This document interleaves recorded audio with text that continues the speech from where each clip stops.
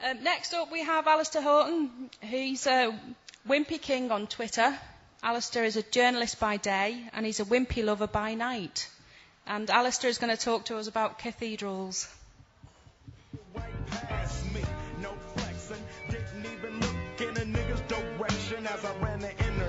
Hello, good evening. I'm here to talk about cathedrals and what they are and why I love them.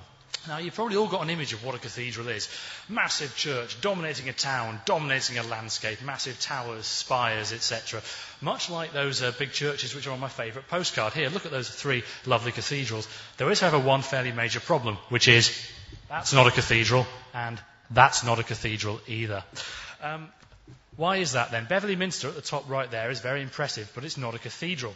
A cathedral has to be the seat of a bishop, essentially the church's regional manager. It has to have a bishop's throne. And there are two bishop's thrones in Liverpool, a very elaborate stone one for the Anglican Cathedral and a rather nice soft IKEA-style chair in the Metropolitan Cathedral. And basically, like I say, a bishop is a regional manager. So if the Church of England is Wernham Hogg, then Ricky Gervais, David Brent there, is a bishop of Bath and Wells. Something like that, anyway. As a matter of interest, there are 5 Anglican cathedrals in Yorkshire, so that postcard could have been very easy if they'd done it properly. Anyway, so I enjoy cathedrals. It's an extension of my other hobby, which is wimpy crawling, going around Britain finding wimpies. You can go around the whole world and find cathedrals. That's Cologne, should you be interested. It's not just me, by the way. The Guardian the other day had a poll asking people to name their favourite British buildings. There were 4, and 2 of them were cathedrals.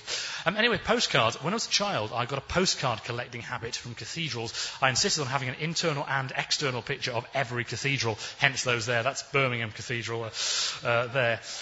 It's not a religious thing, I should make clear. That's a lovely quote from Jonathan Meades. It's about the majesty of the buildings, it's about exploring the country, and it's about the rather wonderful variety of architecture that you can find if you go across the country and indeed across the world, if you want to do that sort of thing. Anyway, history of cathedrals. First of all, there are the ancient cathedrals, like some of those there. We've got Canterbury, Ely, Carlisle and Lincoln, I think. They're medieval cathedrals. They were massive churches built in medieval times to be cathedrals, to house bishops or archbishops or such like. And then along comes everyone's favourite king, Henry VIII, and he created more cathedrals, including one in Chester. There's an interesting historical aside, which is that the northwest wasn't terribly important in medieval times. You can tell this because there are only cathedrals in Chester and Carlisle. Nothing in between. You think of how many people there are in between those now. Anyway, so that's Henry VIII. Then the Industrial Revolution. And obviously, like I say, you think of the church as bureaucracy, the more staff you have, the more managers you need. The more people there are, the more managers you need. And so there's loads more cathedrals created then. And then I've lost my way, as I always do. So basically, lots and lots more cathedrals. Some of them are parish churches made into cathedrals. You can see Bradford there. Some of them are brand new, like Guildford. An interesting historical fact about Liverpool about to come up, which is that actually Liverpool's first cathedral was actually a parish church that turned into a cathedral. There's still a monument to it. It's there.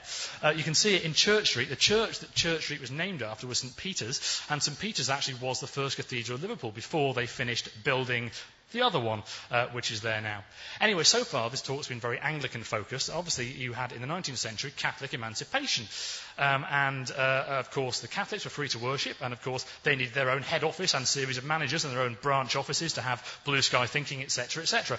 So you have Westminster Cathedral there, that's viewed through Google's office, and Shrewsbury Cathedral there, which is the cathedral for Wirral, should you be interested. This is probably my favourite cathedral, which is, of course, Liverpool Metropolitan. It's just wonderful. It's a cathedral, I think, that's made to be viewed from the inside out. The exterior, some people don't like, but the inside is just multicoloured and absolutely gorgeous. You then have the Scottish problem, which is that the Scottish cathedrals, when the Reformation happened, didn't go to the Anglican Church. They went to the Presbyterian Church. It doesn't have bishops. So that's Glasgow Cathedral. It's massive, it's beautiful, it dominates its town, but it's not a cathedral. It doesn't have a bishop. Anyway, I then run out of interesting facts, so these are just some of my favourite cathedrals. This is Durham. I went to university in Durham. I lived opposite it for years. It's the most glorious cathedral there is. It also has a lovely fact about it.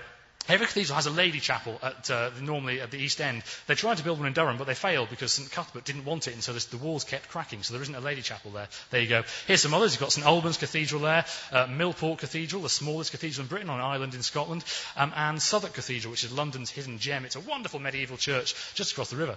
This is one I discovered just the other week. It's actually London's Russian Orthodox Cathedral, and that building next to it, as a matter of interest, is the Libyan embassy, speaking of flags. So it had the new flag up, and a lot lot of men standing outside, clearly quite unsure as to what they should be doing in an embassy. Finally, this is Washington National Cathedral. It's in the middle of white picket fence American suburbia, and it's this massive Gothic thing with, of course, a Darth Vader gargoyle right at the top of the tower there, which you can't see it from the ground, but apparently it's very impressive. So anyway, you should love cathedrals. You can either follow that quote and don't cathedral hop like me. What you should do, really, go to Liverpool cathedrals. They're both brilliant. They're wonderful. They're nearby. If you're like me, you live here and you don't go. They're brilliant. Go in, take time, explore. They're wonderful. Thank you. Have a nice day.